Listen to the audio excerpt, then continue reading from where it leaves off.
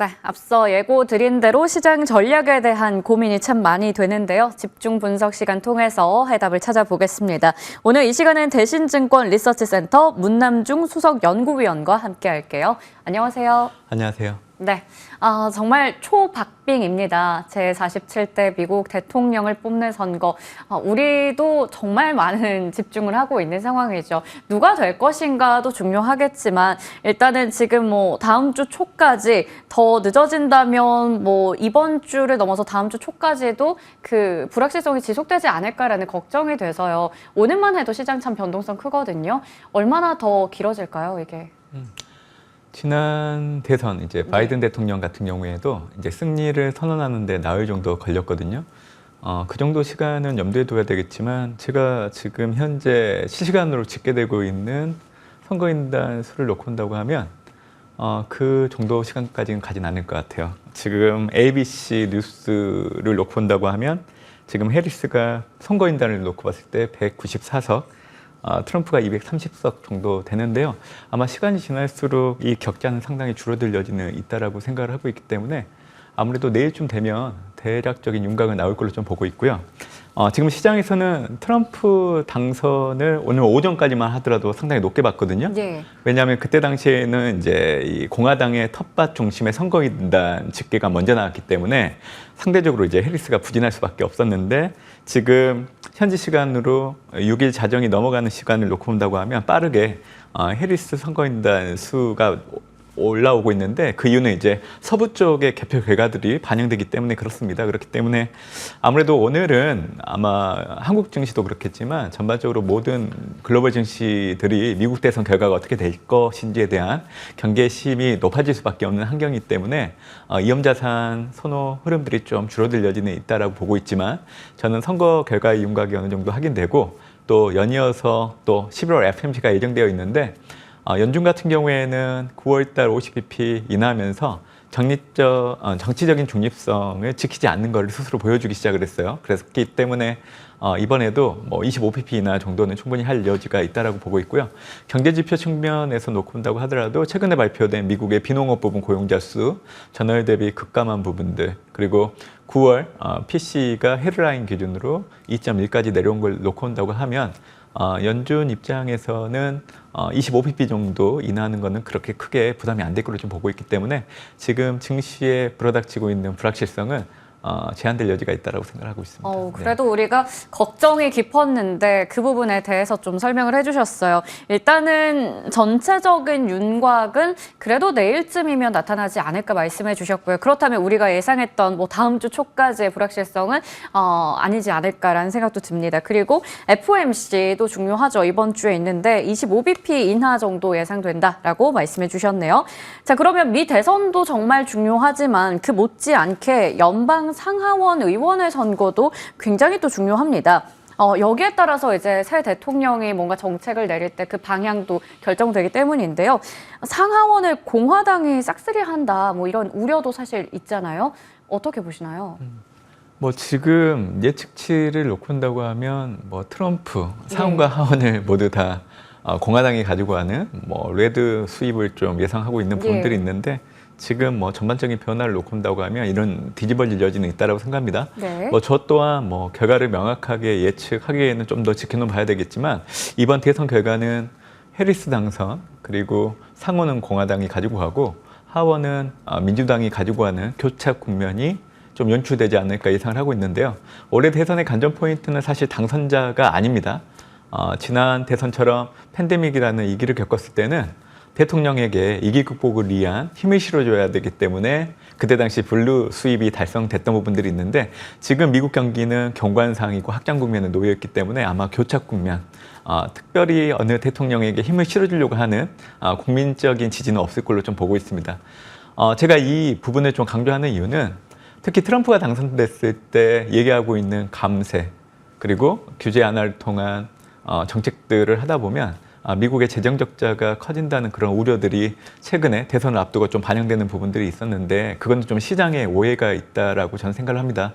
왜냐하면 트럼프든 해리스든 당선자는 집권 2년 차 이전까지는 경기 부양에 초점을 맞출 수밖에 없고 특히 그런 차원에서 이제 내년에는 통화 정책을 강조할 수밖에 없어요. 이 얘기는 결국 재정 지출을 확대하려고 하면 부족한 재원들을 결국에는 국채 발행을 해서 조달할 수밖에 없는데 많은 양의 국채를 조달하려고 하면 저금리 통화를 선호할 수밖에 없는 부분들이 있고 트럼프가 당선됐을 때는 달러 약세를 유도할 수밖에 없는 이유가 항상 강조하는 게 있잖아요. 무역수지 적자를 개선하겠다. 그렇기 때문에 트럼프가 혹시라도 당선된다고 하더라도 시장이 걱정하는 금리가 올라가고 달러가 강세가 연출되는 모습들은 집권 2년차 이전까지는 찾아볼 수는 없습니다. 그렇기 때문에 이번 미국 대선 결과 확인하고 나서 내년 새로운 정부 취임하고 나서 내년 전반적인 흐름을 놓고 본다고 하면 올해부터 내년 주식과 이런 부동산 시장의 위험자산 가격들은 오히려 더 상승할 수 있는 이력이 커질 수 있다고 보고 있기 때문에 그렇기 때문에 어느 정당이 들어선다고 하더라도 정책을 추진하는 과정에서 상원과 하원이 교착 국면이라고 하면 그 정책을 제대로 추진하기 어렵다는 거예요. 네. 그래서 그게 가장 중요한 포인트라고 보시면 되겠습니다. 네. 자, 그렇다면요. 앞서 말씀해 주신 대로라면 일단 내년에 새 정부 취임하고 나서 그 정책의 방향성도 당분간 좀 지켜봐야겠지만 우선은 트럼프의 재선이 만약에 확실시 된다면 국내 증시에 있어서 그게 악재로 작용할지 우리가 그걸 우려하는 건 그래도 트럼프가 지금 공약으로 내세운 대부분의 정책들을 봤을 때 좀 인플레이션 키우지 않을까? 뭐 대표적으로 관세를 이제 인상하겠다 이렇게 된다면 수출주에게 좀 많은 부담이 되지 않을까이기 때문입니다. 그 부분은 좀 어떻게 보세요? 뭐 반도체, 자동차가 대표적일 걸로 좀 보고 있는데요. 예. 사실 반도체는 미국 입장에서도 중국과 경쟁하는 첨단 산업을 육성하려고 하는 품목에 들어가기 때문에 과거에야 트럼프가 당선되면 지금 현재 바이든 대통령이 정책 추진을 하고 있는 그린 뉴딜 그리고 IRA 관련된 법안들을 바로 폐기하거나 규모를 축소할 수 있다는 우려가 있긴 있어요. 근데 저는 이번 트럼프가 당선된다고 하더라도 IRA 법안을 폐기하기는 어렵다고 생각을 해요. 그렇게 보는 이유는 IRA 수혜를 받고 있는 지역들을 놓고 본다고 하면 공화당 지지세가 높은 지역들이 포함되어 있기 때문에 아무래도 행정명령을 통해서 폐지보다는 규모를 축소하는 형태로 갈 거로 좀 보고 있고요. 특히 미국 내 자국 공급망 확축 차원에서 한국 반도체 기업들과 연관될 수 있는 부분들은 결국 지금은 일정 물량들을 한국에서 생산해서 수출하는 형태로 가고 있지만 점점 이 미국 내 생산과 투자를 강조하고 있는 분위기를 놓고 온다고 하면 이제는 한국에서 수출되는 물량은 좀 줄어들고 현지에서 생산되는 물량들이 좀 커질 여지가 있기 때문에 아마 우리 한국의 수출 증가율을 놓고 온다고 하면 반도체와 자동차 품목의 증가율 자체가 내년 같은 경우에는 월별로 좀 전반적으로 레벨이 줄어들 여지는 있다라고 생각하는 게 차이가 있다라고 생각합니다. 하지만 전반적으로 분위기를 놓고 본다고 하면 일단 반도체 수출이란 부분들이 큰 영향을 주진 않을 걸로 예상을 하고 있습니다. 네, 그렇게까지 이 수출주에게 큰 영향을 주지는 않을 것이다라고 말씀해 주셨고요. 그리고 우리 가장 걱정하고 있는 게 국내 2차 전지주에게도 타격이 될 수 있는 IRA의 전면 폐기 이 부분 우려였는데 방금 전에 이제 답변 주시면서 그거에 대해서는 폐기하기는 어려울 거다라고 말씀 주셨거든요. 네, 그렇다면 반대로 해리스가 당선이 된다면 신재생이나 2차 전지 그리고 자동차 산업들이 수혜주로 거론이 됩니다. 이건 좀 긍정적으로 우리가 해석해도 되는 부분인지 아직까지 뭐 정책에 대해서 구체적인 시나리오가 없지만 저희가 지금은 기대감을 갖고 좀 섹터를 바라보고 있잖아요. 그 부분은 어떻게 대응해야 될까요? 사실 뭐 어느 당선인이냐에 따라서 수혜를 받을 수 있는 대상들은 딱 정해져 있는 것 같아요. 이미 시장에서도 알고 있는 것 같은데 녹색 성장 관련된 대상들이 해리스 당선 시 수혜를 받을 수 있는 부분들 대표적으로 2차 전지 그리고 전기 자동차 같은 것들이 해당될 걸로 좀 보고 있고요. 트럼프가 당선됐을 때는 전통적인 제조, 철강, 화학, 자동차 그리고 방산 이런 부분들이 수혜를 받을 걸로 좀 보고 있습니다.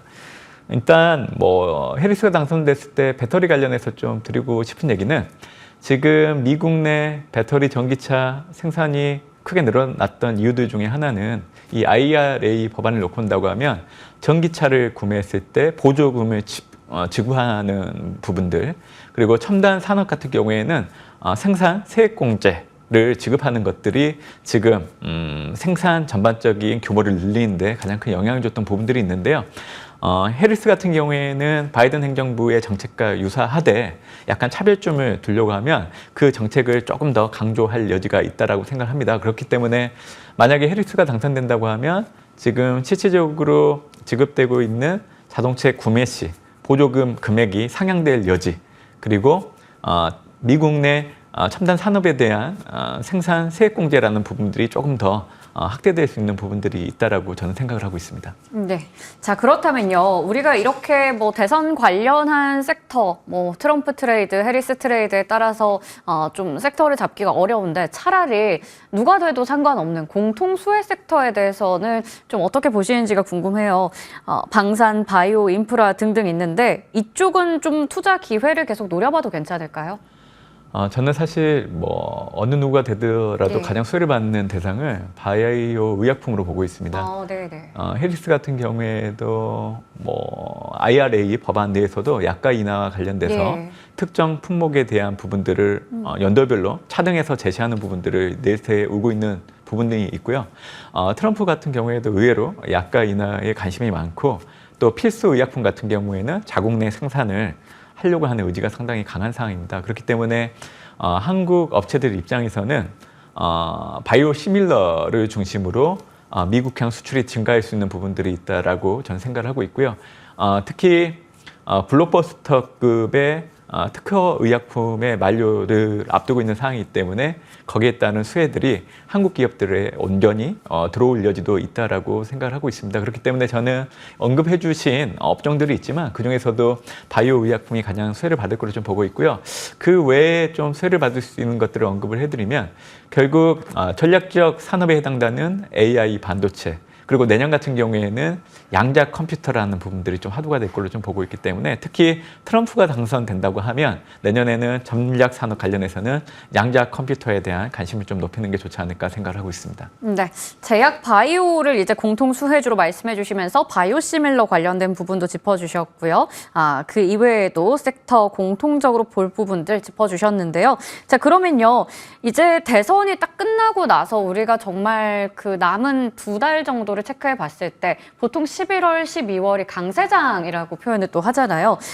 연구원님의 리포트 보니까 11월 미 대선 이후에 찾아올 변동성은 집 나간 며느리도 돌아오게 할 투자 기회다라고 얘기해 주셨어요. 이게 금리 인하 사이클에 따른 글로벌 성장성에 주목을 하시는 건지, 그렇다면 지금 저희가 빠르게 또 담아봐야 할 섹터는 어떤 쪽이 될까요? 제가 연초부터 강조하고 있는 부분이 이제 네. 경기 순환입니다. 미국 같은 경우에는 NBER 현미경제연구소 기준으로 올해 9월 기준으로 53개월째 경기 확장에 놓여 있는 상황입니다.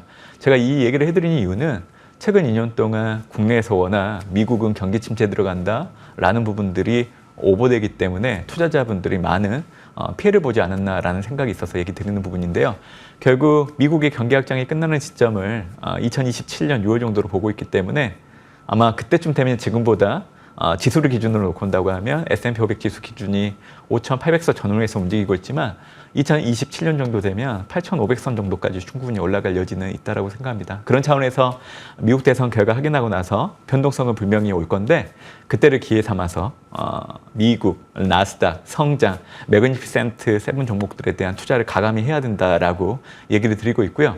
국내 증시 역시 관련된 섹터를 놓고 온다고 하면 낙폭이 가대한 반도체, 자동차, 2차 전지, 인터넷 같은 업종들이 수혜를 받을 여지는 있다라고 생각합니다. 미국 대선 이후에 이어지는 연준의 25pp 금리 인하를 통해서 올해 추가적으로 50pp 인하할 예정이고요. 내년 같은 경우에는 시장에서는 100pp 인하를 염두에 두고 있지만 시장 상황에 따라서는 150pp 정도까지 인하를 염두에 둘 여지가 있습니다. 결국 두 가지입니다.